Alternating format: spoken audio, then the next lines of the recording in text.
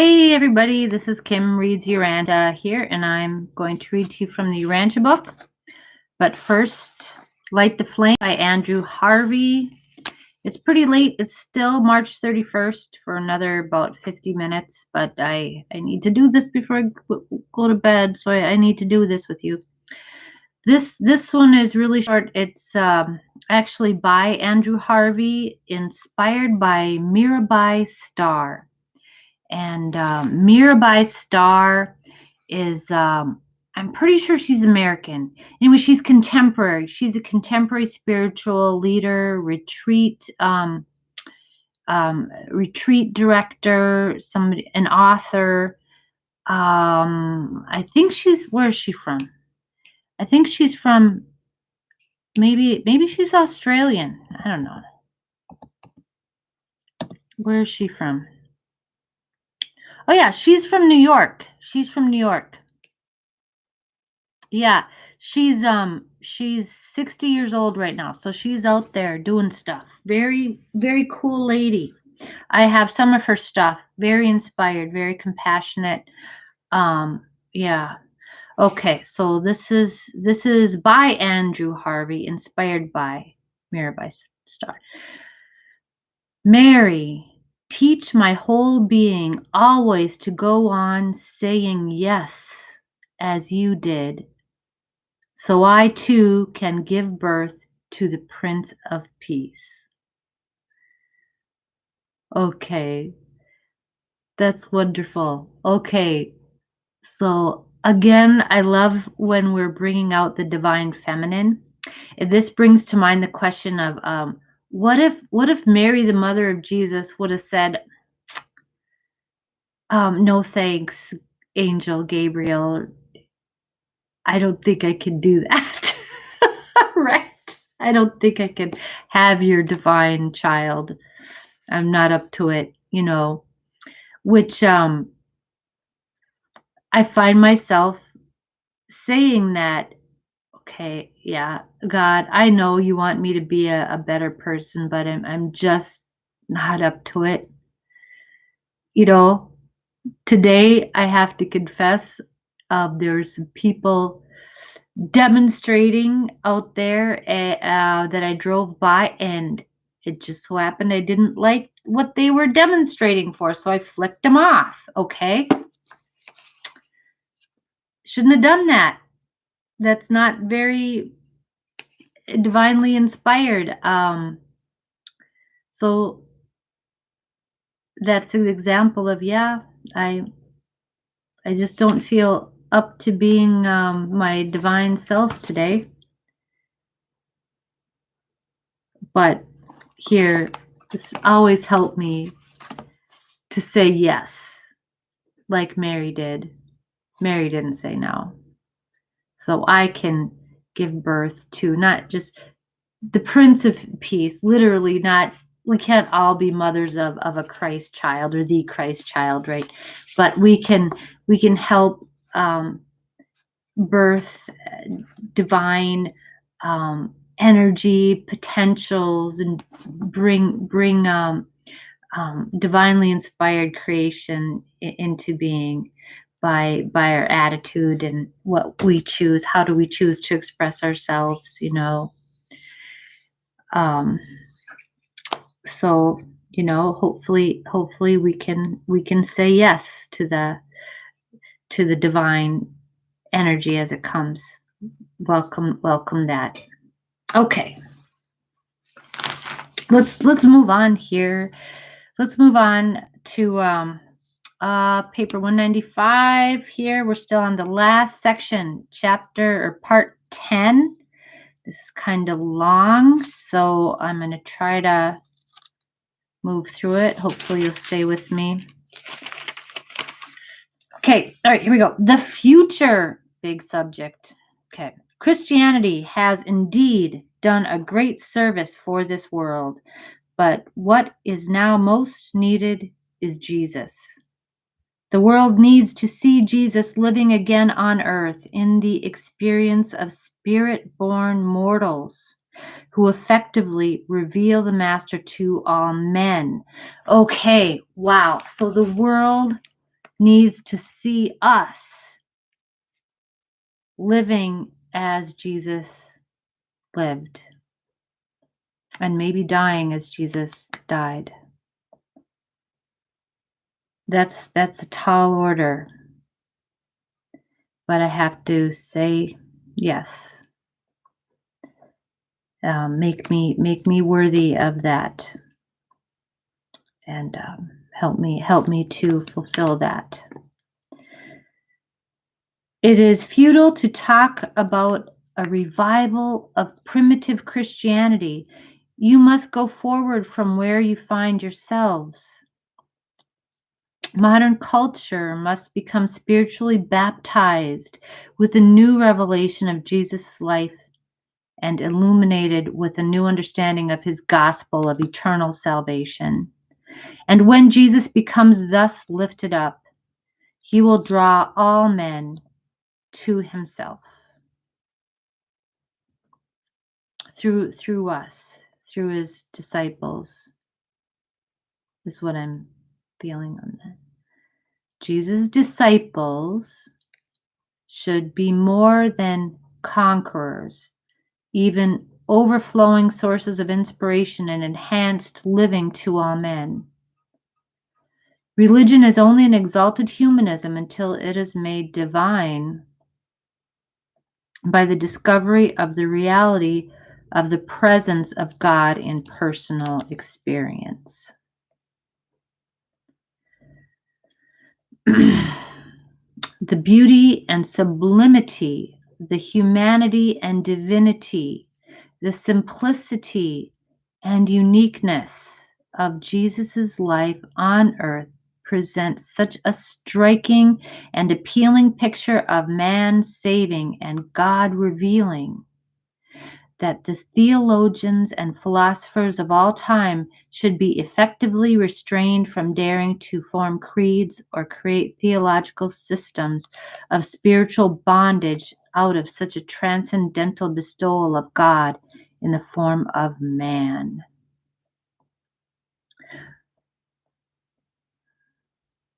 We shouldn't even dare to make a creed. How dare us make a theological system of spiritual bondage out of this message? How dare we?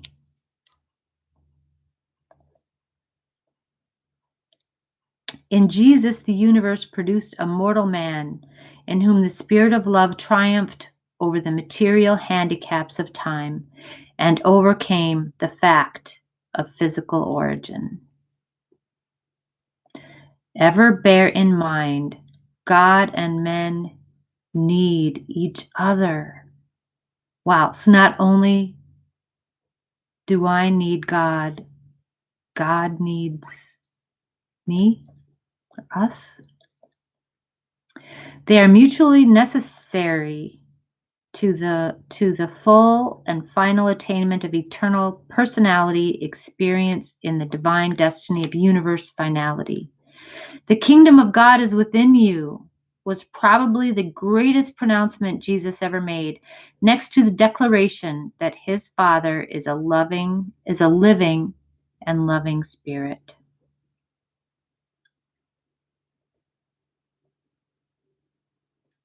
In winning souls for the Master, it is not the first mile of compulsion, duty, or convention that will transform man and his world, but rather the second mile of free service and liberty-loving devotion that betokens the Jesusonian teaching forth.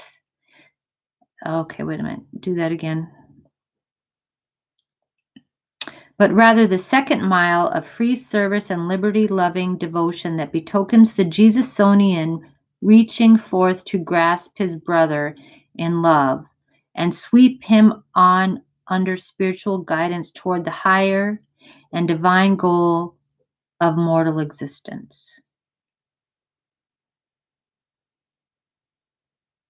Okay. Christianity even now willingly goes the first mile. about duty, compulsion, convention. But mankind languishes and stumbles along in moral darkness because there are so few genuine second milers, so few professed followers of Jesus who really live and love as he taught his disciples to live and love and serve. The call to the adventure of building a new and transformed human society by means of the spiritual rebirth of Jesus' brotherhood of the kingdom should thrill all those who believe in him, as men have not been stirred since the days when they walked about on earth as his companions in the flesh. This is a call to adventure.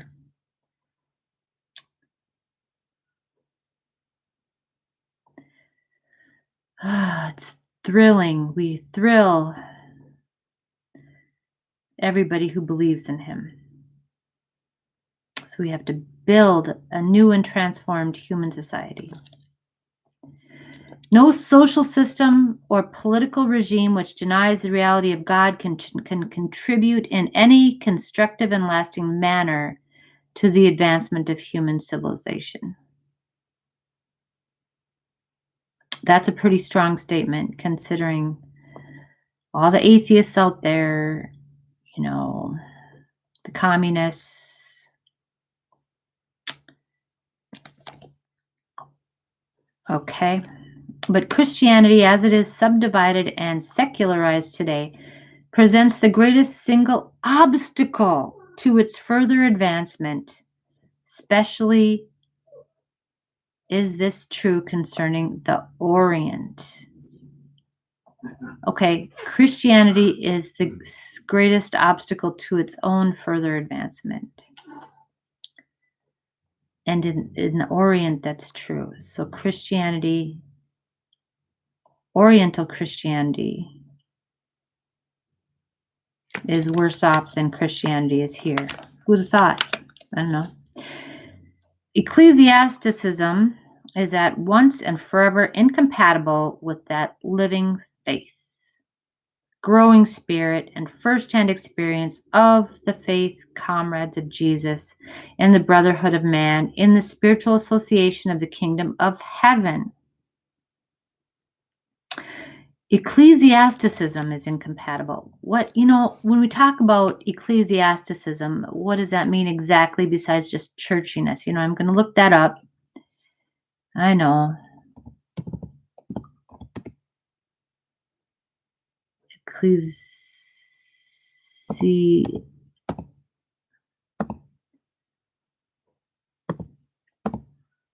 Ecclesiasticism. Okay. Ecclesiasticism is excessive attention to details of church practice. Aha. Okay. Excessive attention to the details and the rituals, right? So that's incompatible at once and forever, incompatible with that living faith. So don't sweat the small stuff, religious folks. Okay. Focus on just helping people live better, more fulfilled lives instead of trying to shame them for doing something that you wouldn't have done in their place.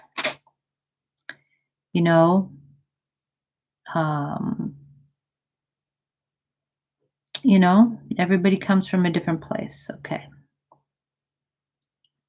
The praiseworthy desire to preserve traditions of past achievement often leads to the defense of outgrown systems of worship. The well-meant desire to foster ancient thought systems effectually prevents the sponsoring of new and adequate means and methods designed to satisfy the spiritual longings of the expanding and advancing minds of modern men. Likewise, the Christian churches of the 20th century stand as great, but wholly unconscious obstacles to the immediate advance of the real gospel, the teachings of Jesus of Nazareth. Christian churches of the 20th century, right, are obstacles, great but unconscious obstacles The churches are in the way of Jesus, of understanding Jesus. I knew it. I knew it. Many earnest persons who would gladly yield loyalty to the Christ of the gospel find it very difficult enthusiastically to support a church which exhibits so little of the spirit of his life and teachings, and which they have been erroneously taught he founded. He didn't do that. Jesus did not found the so-called Christian church, but he has, in every manner consistent with his nature, fostered it as the best existent exponent of his life work on earth.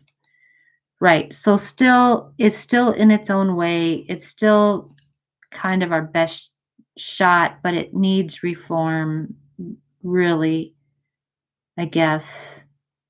Because, there's value in people coming together to worship. Oh, gosh, you can hardly do this on your own. Because isolation is not good. But here, this needs so much work. It needs to have the screws undone and, right? Okay. Because people get so uptight about everything the right way. The ecclesiasticism, right? Okay, not that there shouldn't be some cohesive factors that bring, the whole thing together, but it should be based in service rather than in imagining that, we can have, I don't know, make something that's according to the ultimate will of God, or that can preserve some kind of things, from traditions, and because this changes, everything changes over time. So we should base these associations on doing good things for people. That's what I'm feeling. Service, right? And just coming together to pray and worship, however that feels, you know.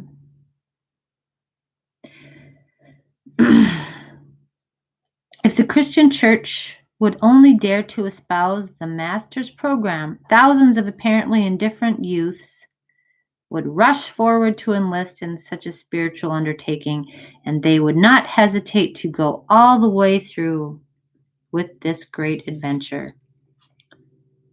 But the church doesn't dare. It means change. Christianity is seriously confronted with the doom embodied in one of its own slogans. A house divided against itself cannot stand. The non-Christian world will hardly capitulate to a sect-divided Christendom. The living Jesus is the only hope of a possible unification of Christianity. The true church, the Jesus Brotherhood, is invisible, spiritual, and is characterized by unity, not necessarily by uniformity. Uniformity is the earmark of the physical world of mechanistic nature.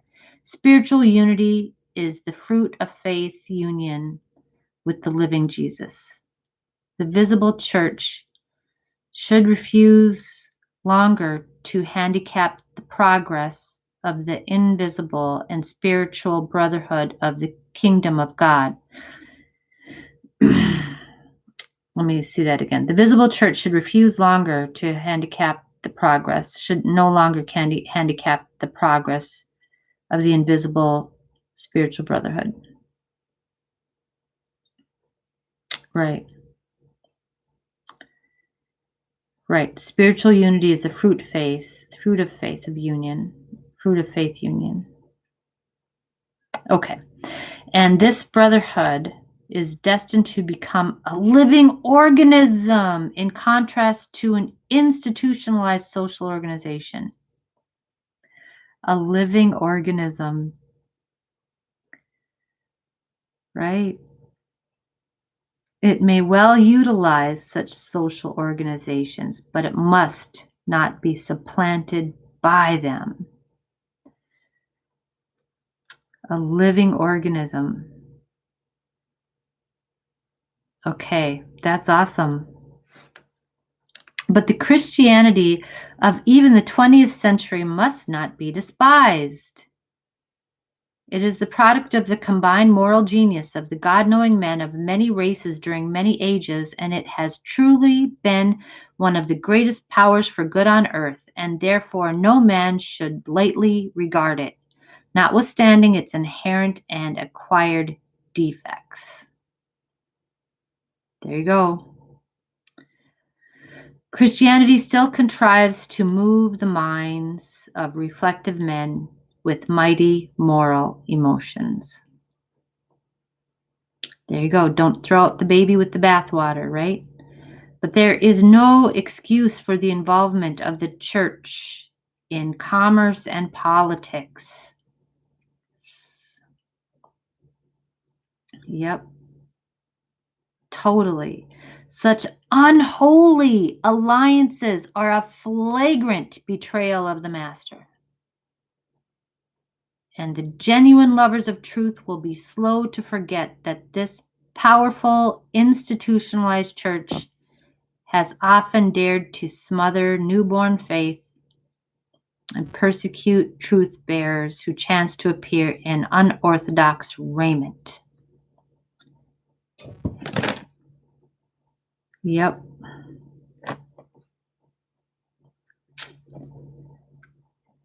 Powerful institutionalized church. Margie, don't get down. No, this is not for you, honey. Okay, go. Right.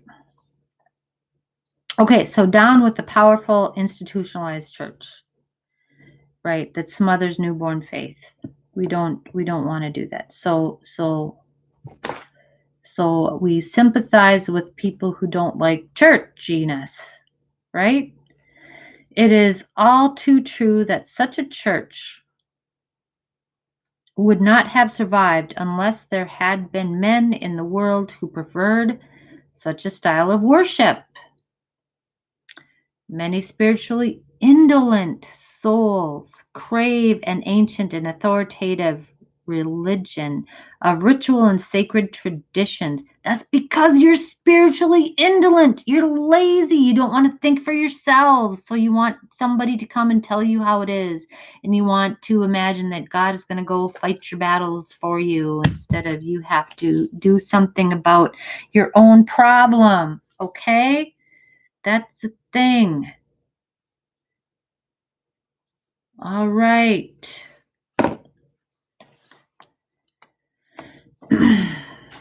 Yeah. That's it. Yeah. Human evolution and spiritual progress are hardly sufficient to enable all men to dispense with religious authority. Okay, so that's true. And the invisible brotherhood of the kingdom may well include these family groups of various social... Oh, stop. Cat. Sorry. And the invisible brotherhood of the kingdom may well include these family groups of various social and temperamental classes if they are only willing to become truly spirit-led sons of God. Okay, you got to get down. Yeah. So right. So if these people are willing to be, yeah, you gotta, don't do that now. Look at what a mess you're making. Jeez. I don't know. She wants to go on my computer or something, I guess. I have to finish this. Okay, we have to finish this. Right. Okay. So we may include family groups of various social and temperamental classes if they are willing to become truly spirit-led sons of God. Okay, so you can't just be saying that. You have to truly be willing. And because some people really, are at different levels, but if they're trying. Let them, but don't put them down because they might be trying, Okay, but in this brotherhood of Jesus, there is no place for sectarian rivalry. Okay, group bitterness, nor assertions of moral superiority and spiritual infallibility. Hear that, Pope Francis? I love Pope Francis, but honey, you're not spiritually infallible or morally superior. But I love me some Pope Francis. He's awesome. Okay, and we can't have sectarian rivalry, like the Catholics are better than the Lutherans, or the Lutherans have got it over the Methodists. I mean, don't do that. Don't do that. We're all together, right? Okay. These various groupings of Christians may serve to accommodate numerous different types of would-be believers among the various peoples of Western civilization, but such division of Christendom prevents a grave weakness when it attempts to carry the gospel of Jesus to Oriental peoples. These races do not yet understand that there is a religion of Jesus separate and somewhat apart from Christianity.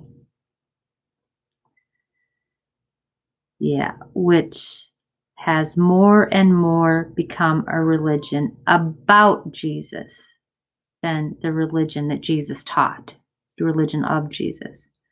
Christianity is a religion about Jesus. The great hope of Urantia lies in the possibility of a new revelation of Jesus with a new and enlarged presentation of his saving message, which would spiritually unite in loving service the numerous families of his present-day professed followers.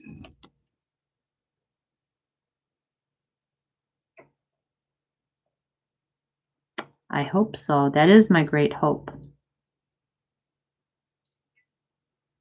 Even secular education could help in this great spiritual renaissance if it would pay more attention to the work of teaching youth how to engage in life planning and character progression. We could do this in school, guys. Just how to be a good person.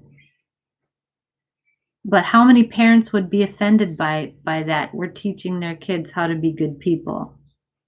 But my daddy said, I don't know.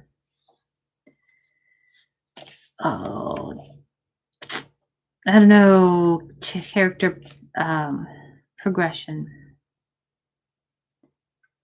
The purpose of all education should be to foster and further the supreme purpose of life, the development of a majestic and well-balanced personality. There is great need for the teaching of moral discipline in the place of so much self-gratification.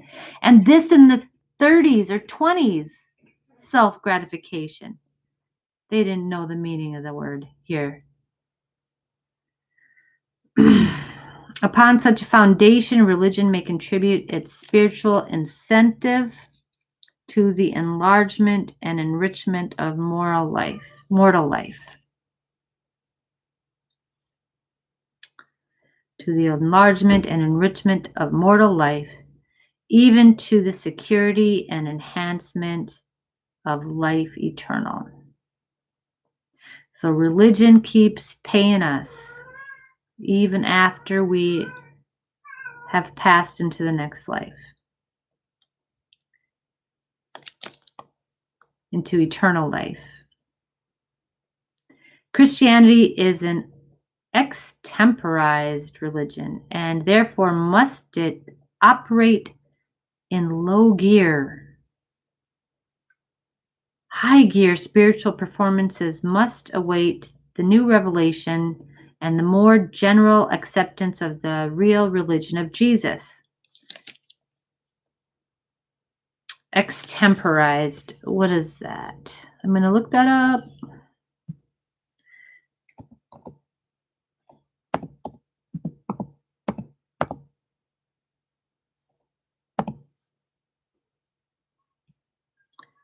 Extemporize. To compose, perform, or produce something such as music or speech without preparation. Improvise. Okay, so this is so it's just kind of spontaneously. So we have to be careful not to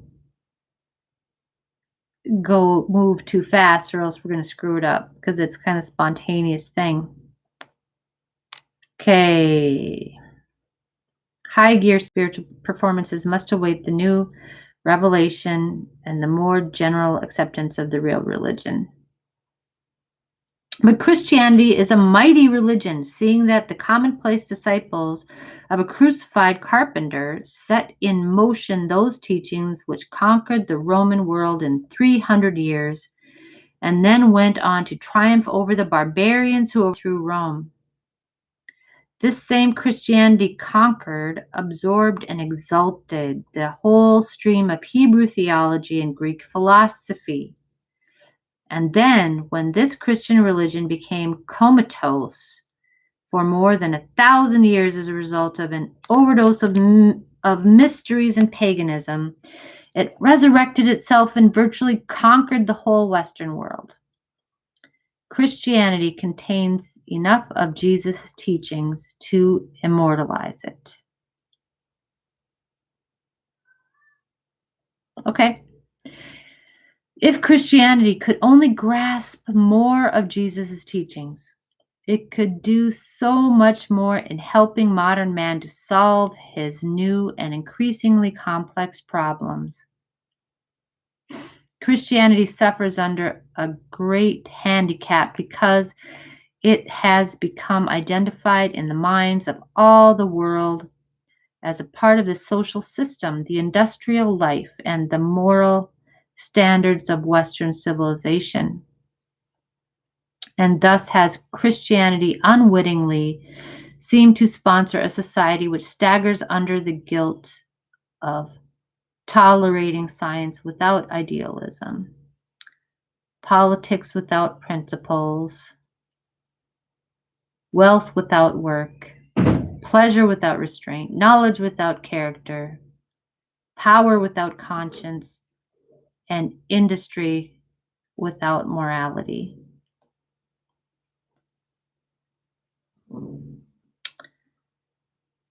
Yeah. Okay. The hope of modern Christianity is that it should cease to sponsor the social systems and industrial policies of Western civilization, while it humbly bows itself before the cross it so valiantly extols, there to learn anew from Jesus of Nazareth the greatest truths mortal man can ever hear, the living gospel of the fatherhood of God and the brotherhood of man. That's it. So,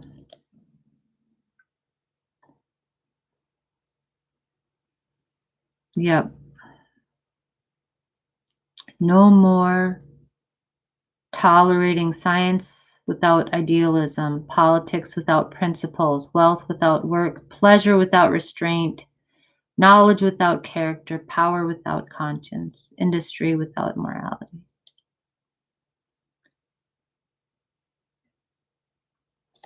Okay, that's all for now.